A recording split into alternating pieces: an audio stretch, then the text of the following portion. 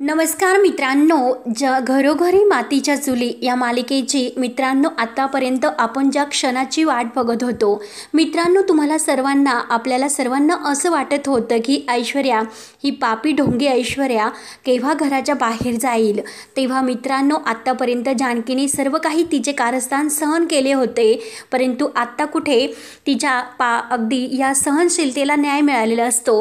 कारण आता जानकीला सर्व काही हक्क मिळून सर्व पुरावे मिळून ऐश्वर्याच्या विरोधी आता अगदी थांगपत्ता लागलेला असतो। नानांनी मात्र आता या कोर्टामध्ये सांगितलेलं नाही की त्यांना ढकलणारी व्यक्ती कोण आहे, कारण अख्ख्या जगासमोर आपल्या घरातील तमाशा नकोय। आणि नानांनी आता घरी आल्यानंतर सर्व काही कारस्थान व्यवस्थित सांगितलेले असते।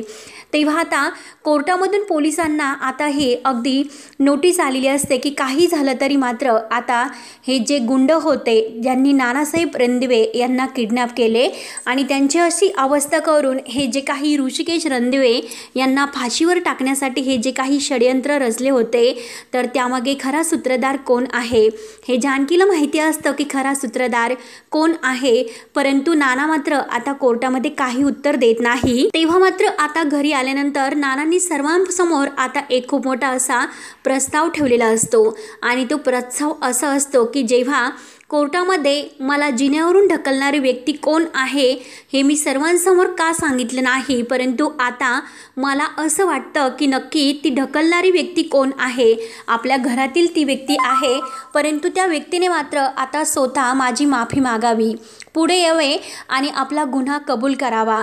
आणि जर त्या व्यक्तीने गुन्हा कबूल नाही केला तर त्या व्यक्तीची मात्र काय अवस्था होईल हे माहिती नाही। तेव्हा ऐश्वर्या मात्र खाली मान घालून उभी असते आणि खाली मान घालून मात्र ती सर्वांकडे अगदी बघत असते, कारण एक जशी गुन्हा केल्याची जी काही शिक्षा असते आणि गुन्हा जी काही केलेली आहे ती चूक मात्र ज्याला आपल्याला कबूल करायची नसते, अगदी असं वेड्यासारखं सोंग घेऊन ती व्यक्ती उभी असते, अगदी भामट्याप्रमाणे मात्र ऐश्वर्या तेथे उभी असते। ऐश्वर्याला आता इतकं काय करू आणि काय नाही अशी तिची अवस्था झालेली असते, परंतु आता मात्र जानकीने एक खूप मोठा असा निर्णय घेतलेला असतो मित्रांनो, कारण आपल्या जानकीने ऐश्वर्याला अगदी घराच्या बाहेर काढलेलं असतं, कारण आता जानकीला सर्व हक्क मिळालेले असतात आणि आता ह्या हक्काचा तिने पुरेपूर फायदा घेऊन आपल्या नानांना संकटातून वाचवलेलं असतं। कारण आत्तापर्यंत जानकी आणि ऋषिकेश या दोघांनी खूप ऐश्वर्याचा आणि सयाजीरावांचा त्रास सहन केलेला असतो। घरातील सर्वजण सुद्धा जानकीचं आणि ऋषिकेशचं मात्र ह्या ऐश्वर्याचा ऐकून सर्वजण त्यांना आरोप करतात। ते सर्व आरोप मात्र आपल्या जानकीने सहन करून मात्र एक अशी सत्याला वाचा फोडलेली असते आणि आपल्या नानांना वाचवलेलं असतं। अख्ख्या कोर्टासमोर एका मुलीचं आणि एका सासऱ्याचं कसं नातं असतं आणि कोर्टाने सुद्धा जज साहेबांनी सुद्धा सर्वांसमोर आपल्या जानकीचं कौतुक केलेलं असतं, कारण असं कौतुक केलेलं असतं की खरंच घराघरामध्ये जानकीसारखी मुलगी किंवा सून असावी आणि तिने विश्वासाने आणि आपल्या प्रेमाने मात्र आपले रणदिवे फॅमिली जिंकली। जर घराघरामध्ये जर अशा घरोघरी मातीच्या चुली न होता जानकीसारखी मुलगी जर आता या घराला लाभली तर खरंच आता ह्या म्हणजे आयुष्यामध्ये कोणतंही असं सोनंच होईल आणि प्रत्येकाला सुख आणि सुख पदरी पडेल। अगदी आपल्या सासू सासऱ्यांना आईवडिलांसारखं सांभाळणाऱ्या आपल्या जानकीने मात्र आता ह्या ऐश्वर्याला बाहेरचा रस्ता दाखवलेला असतो। मित्रांनो आता एक मस्त जबरदस्त असा प्रोमो आपल्याला आता ह्या ट्विस्टमध्ये पाहायला मिळणार आहे, त्यासाठी मित्रांनो व्हिडिओ शेवटपर्यंत नक्की बघत राहा आणि जर तुम्ही आपल्या चॅनलला सबस्क्राईब केलेलं नसेल तर नक्की सबस्क्राईब करत राहा। तेव्हा मित्रांनो आता सर्वजण घरातील घरी येतात, नानांचे छान प्रकारे औक्षण होते आणि नानांनी मात्र आता थोडासा आराम वगैरे केल्यानंतर जानकी त्यांच्यासाठी मस्त शेंगाचं पिठलं वगैरे सर्व काही तयार करते। त्यानंतर मात्र दुसऱ्या दिवशी आता सगळं काही व्यवस्थित होते आणि सगळं व्यवस्थित झाल्यानंतर मात्र नाना सर्वांना एकत्र जमवतात।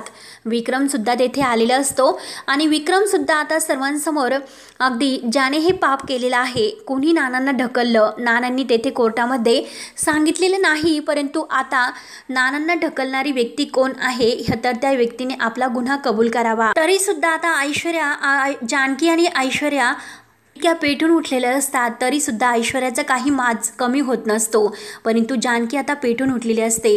नानांनी सर्वांसमोर सांगितलेलं असतं की त्या व्यक्तीने गुन्हा कबूल करावा, परंतु आता ऐश्वर्याला माहिती असतं की नाना सर्वांसमोर काही म्हणणार नाही, आपण मात्र नानांना आणखीन धडा शिकू शकतो, फक्त ह्या संकटातून आपण वाचायला हवं। तेव्हा मात्र आता नानांनी ठरवल्याप्रमाणे आता तरीसुद्धा मात्र ऐश्वर्या तिचा गुन्हा काही कबूल करायला तयार नसते, परंतु नाना आता सर्वांसमोर सांगतात की हे बघ, ज्या दिवशी अगं मी जानकीबरोबर बोलत होतो आणि जानकीच्या रूममधून मी बाहेर पडलो तर ऐश्वर्या तू आमचं सर्व काही बोलणं ऐकलं होतं। मी जानकीला ऐश्वर्या तुझ्याबद्दल सर्व सांगितलं होतं आणि हे सर्व सत्य मी सुमित्राला सांगायला निघालो होतो की ऐश्वर्या तू कोणत्या चालीची आहे, पण ऐश्वर्या तू इतकी ढोंगी आणि नालायक मुलगी निघाली, कारण एका सासऱ्याला तू जिन्यावरून ढकलून दिले आणि त्याचंच सत्य लपवण्यासाठी ऐश्वर्या तुम्हाला काय धमकावलं होतं, तू तर ओवीला मारण्याची धमकी दिली होती। अगं तिच्या एकड्या छोट्याशा जीवाला तू डोक्याला पिस्तूल लावला होता, काय तुझी ही अवस्था। अगं ऐश्वर्या ह्या थराला जाईल असं वाटलं नव्हतं। ऐश्वर्या अगं तू सयाजी पाटलांची मुलगी आहे, त्यामुळे ते रक्त तुझ्यामध्ये आहे, तू कधीही बदलणार नाही आणि तुझा गुन्हासुद्धा खूप कबूल करणार नाही, त्यामुळे जे झाले ते झाले, परंतु आत्ता तुझ्या ह्या माफीला आणि तुझ्या ह्या चुकीला माफी शिक्षा आहे, त्यामुळे आता तुझी हीच शिक्षा असेल। जानकी तुला जी काही शिक्षा देईल ती शिक्षा तुला भोगावी लागेल आणि या घरात राहण्याचा तुला कोणताही हक्क नसेल। तेव्हा आता नानांनी सर्वांसमोर सांगितलेलं असतं, मला ढकलणारी व्यक्ती दुसरी तिसरी कोणी नसून ऐश्वर्या रणदिवे आहे, कारण कोर्टासमोर हे सत्य मी का सांगितलं नाही, कारण अख्ख्या जगासमोर आपल्या घरातील तमाशा नकोय, एक सून मात्र एका सासऱ्याची असं वागू शकते तर काय असं म्हणजे दुसरे लोक काय हे घेतील, त्यामुळे मात्र आता मी मुद्दाम हे सर्वांसमोर सांगितले नाही, परंतु ही ऐश्वर्या मला आपल्या घरामध्ये नकोय असा नानांचा स्पष्ट निर्णय असतो। तेव्हा मात्र आता जानकीला या ऐश्वर्याचा राग असतो, कारण आज ऋषिकेशला फाशीची शिक्षा या ऐश्वर्यामुळे झाली असती आणि नानांना सुद्धा ह्या ऐश्वर्याने मारलं असतं, म्हणजे इतक्या दिवस नानांना तेथे डांबून ठेवलं होतं, परंतु नानांची थोडीशी सुद्धा दया तिला आली नाही, नानांचे इतके हाल केले, अगदी स्वतःच्या वडिलांसारखे जर येणे नानांना जपलं असतं तर आज मात्र ही सुखात रणदिव्यांच्या घरात राहिली असते, परंतु एक आपलं चूक लपवण्यासाठी हिने 10 असे गुन्हे केलेत, त्यामुळे तिच्या एकाही गुन्ह्याला आता माफी नाही, यामुळे आता यापुढे या घरात तिला कोणताही हक्क राहणार नाही। तेव्हा सारंगच्या तर पायाखालची जमीन हादरली असते, सारंग पूर्णपणे धक्क्याने लाल होतो। ऐश्वर्याला म्हणत असतो की ऐश्वर्या तुम्ही फक्त माझ्याशी लग्न माझ्या घराला त्रास देण्यासाठी आणि माझं घर उद्ध्वस्त करण्यासाठी केलं होतं का? ऐश्वर्या तुमच्या कोणी अपेक्षा नव्हती, आत्तापर्यंत मी तुम्हाला प्रत्येक गोष्टी साथ दिली, माझ्या घराच्या विरोधात मी गेलो, माझ्या जानकी बहिणीसारख्या आणि माझ्या ऋषिकेश दादासारख्या एका देव माणसांना मी काय काय अशी त्यांचा अपमान केला, त्यांच्याशी काय वागलो, सर्व काही तुमचं ऐकून मी आत्तापर्यंत करत आलो। तेव्हा आता शर्वरीसुद्धा जानकी आणि ऋषिकेशची माफी मागते, कारण जी काही तिने चूक केलेली आहे ऐश्वर्याचं ऐकून तर ती शर्मेने मानसुद्धा खाली घातलेली असते। तेव्हा आता जानकी सर्वांसमोर मात्र ऐश्वर्याच्या हाताला धरते आणि आता नानांनी जो हक्क सुमित्रा आईंनी आणि नानांनी जानकीला दिलेला असतो की हे बघ तू ऐश्वर्याला आता घराच्या बाहेर काढू शकते, तेव्हा आता ऐश्वर्याला घराच्या बाहेर काढायचं जानकीने ठरवलेलं असतं। जानकी आता एक दुर्गा अवताराने पेटून उठलेली असते। जानकी म्हणते की ऐश्वर्या आत्तापर्यंत बाद झालं, ऋषिकेशला तू जेलमध्ये पाठवले, खोटा आरोप तू त्यांच्यावर केले आणि नानांना सुद्धा ही अशी अवस्था त्यांची केली, त्यामुळे ऐश्वर्या तुझ्या पापांचा घडा भरलेला आहे। घरात सर्वजण हजर असतात, गुलाब सगुना सुद्धा तेथे असतात आणि सर्वांसमोर जानकी मात्र ह्या ऐश्वर्याला फरफटत घराच्या बाहेर आणते। ऐश्वर्या म्हणत असते की प्लीज मला घराच्या बाहेर काढू नको, खूप असे विनवण्या करते, परंतु जानकी म्हणते की नाही, तुझ्या पापांचा घडा आता भरलेला आहे, त्यामुळे तुला शेवटी घराच्या बाहेर जावंच लागेल। तेव्हा आता जानकी सर्वांसमोर तिला फरफटत घराच्या बाहेर काढते आणि अगदी घरातून हाकलून देते। ऐश्वर्या म्हणत असते की कोणीतरी हिला थांबवा, परंतु कोणी मात्र आता थांबवायला तयार नसते, कारण जे काही पाप हिने केलेलं आहे तर ते पाप मात्र आता सर्वांसमोर आलेलं असतं। तेव्हा ऐश्वर्या म्हणत असते की हे बघ जानकी, माझा हात सोड. परंतु आता जानकी मात्र सयाजी पाटील तेथे रणदिव्यांच्या घरामध्ये आलेला असतो आणि आता सयाजी पाटलांच्या अंगावर मात्र ती ऐश्वर्याला ढकलून देते आणि या घरात तुझा आता कोणताही संबंध राहिलेला नाही, यापुढे तू या घरातून चालती हो. तेव्हा जानकीने मात्र आता तिचे संस्कार काही ती विसरलेली नसते.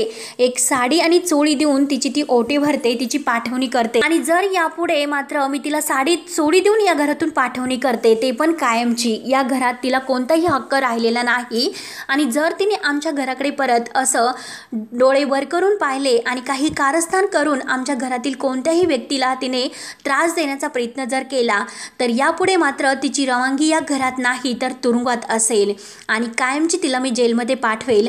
कारण आत्ता मी सहन केलं, आत्ता मात्र तिचे आरोप फक्त मी आपल्या घरामध्ये तिला घरातून बाहेर काढलं. जर मी सर्वांसमोर आता नानांनाही सत्य सांगण्यासाठी सांगितले असते तर आज तिची रवानगी जेलमध्ये असते. परंतु यापुढे मात्र तिने आमच्या घरातील कोणत्याही माणसाला त्रास देण्याचा प्रयत्न जरी केला तरी सुद्धा तिला जेलमध्ये जावे लागेल. कारण तिच्या पापाचा पूर्ण घडा भरलेला आहे आणि त्यात सयाजी काका तुम्ही सुद्धा सामील आहात. त्यामुळे तुम्ही तुमच्या पोरीला समजावा आणि काही झालं तरी मात्र आता या घरामध्ये तिला परत पाठवू नका. कारण या घरामध्ये तिचं म्हणणारं कोणीच नाही. या घरामध्ये आली होती तर व्यवस्थित राहिली असती तर ती आमची सून होती. आत्तापर्यंत खूप सहन केलं, तिला समजवण्याचा खूप प्रयत्न केला पण तरीसुद्धा तिने आमचं ऐकलं नाही. आज आमच्या घरातील तिने जे काही उद्ध्वस्त करण्याचा प्रयत्न केला, आज तिने घराची राखरांगोळी केली होती परंतु जानकीमुळे आज ही राखरांगोळी होता राहिली, त्यामुळे बाद झालं. यापुढे ऐश्वर्याला या घरात कोणताही थारा नाही. जे काही असेल ते केवळ फक्त तिचं माहेर असेल. या घरात तिचं कोणी नाही आणि यापुढे मात्र कधीही राहणार नाही. त्यामुळे या घरात हक्काने परत येऊ सुद्धा नको. कारण या घराचे सर्व काही दरवाजे तुझ्यासाठी बंद झालेले आहेत. त्यामुळे आता बाद झालं, तुझ्या पापाचा घडा आता भरलेला आहे आणि परत आमच्या घरातील नानांना जर असा त्रास देण्याचा प्रयत्न केला तर मात्र तुला मी पोलिसांच्या ताब्यात देईल. कारण सर्व पुरावे माझ्याकडे आहे. कारण मी पोलिसांना आता संपतचा सुद्धा नंबर दिलेला आहे आणि संपतला पोलीस लवकरच ताब्यात घेतील आणि संपतच्या तोंडातून मात्र आता हे सर्व ऐश्वर्या आणि सयाजी पाटील यांनी करण्यासाठी सांगितलेलं आहे. हे सर्व सत्य लवकरच येईल. त्यामुळे ऐश्वर्या आता मात्र तुझ्या पापाचा घडा भरलेला आहे आणि तुझ्या पापाचा अंत मात्र आता मी माझ्या हाताने केलेला आहे. ऐश्वर्या पाया पडते, माफी मागते, अगदी नाक मुरडते. सयाजीराव फक्त आता बघत उभा असतो. कारण सयाजीरावाचे सुद्धा हात पूर्णपणे बांधले गेलेले असतात. एक खूप मोठं असं कारस्थान म्हणजे नानांना मारण्याचा प्लॅन, एका मित्रावर आता जीवे मारण्याची आता इतकी त्याने अवस्था केलेली असते. म्हणून आता सयाजीला कोणतंही नाक राहिलेलं नसतं. तेव्हा आता सयाजीला शेवटी आपल्या मुलीला तेथून घरातून घेऊन जावं लागतं. आता सारंगची अवस्था काय होते, सारंगने सुद्धा ऐश्वर्याशी असलेले सर्व संबंध तोडून टाकलेले असतात. कारण आज नानांनी सारंगसमोर या सत्याला वाचा फोडलेली असते आणि जेव्हा नानांनी त्यांच्या तोंडातून हे सर्व सत्य सांगितले त्याच दिवशी मात्र आता लवकर जानकीने ऐश्वर्याला फरफटत घराच्या बाहेर काढलेलं असतं. कारण या अगोदर जानकीला अगदी सत्यवादी असून आता तिने घराच्या बाहेर काढलं होतं. तीच वेळ आता ह्या पापी ऐश्वर्यावर आज आलेली असते. तेव्हा मात्र स्वतःवर जी वेळ आलेली आहे तर आता स्वतःची जी काही वेळ आहे तर ऐश्वर्या आता परत या घरामध्ये रणदिव्यांचे पूर्ण दार तिला बंद झालेले असतात. तेव्हा मित्रांनो, ऐश्वर्याने आता पुढे जे काही कारस्थान केलेले आहे त्या प्रत्येक कारस्थानाचा जानकी बदला घेते आणि पापी ऐश्वर्याला शेवटी पापाची शिक्षा देते आणि शेवटी तिचा जो काही आता अंत आहे तो एका फाशीत होणार आहे. कारण ऐश्वर्या कटकारस्थान असते आणि कटकारस्थान करून मात्र ती आता ह्या रणदिव्याला आणखीन त्रास देण्याचा प्रयत्न करते. परंतु जानकी मात्र शेवट तिचा तर करते. परंतु ऋषिकेश आणि जानकी तिला फरफटत सयाजी पाटलांच्या घरी आणून सोडतात. तिला ढकलून देतात, साडी चोळी तिच्या हातात देतात आणि हात जोडून विनवणी करतात, आमच्या घरामध्ये परत येऊ नको. आणि जर तिने आमच्या घरात पाऊल ठेवण्याचा प्रयत्न केला आणि घरातील कोणत्याही माणसाला तिच्यामुळे जर त्रास झाला तर मात्र तिला जेलमध्ये जावे लागेल, अशी धमकी मात्र आता त्यांनी सर्वांना दिलेली असते. तेव्हा मित्रांनो, पुढे काय काय होतं हे बघण्यासाठी आपल्या चॅनलला नक्की सबस्क्राईब करत राहा. धन्यवाद.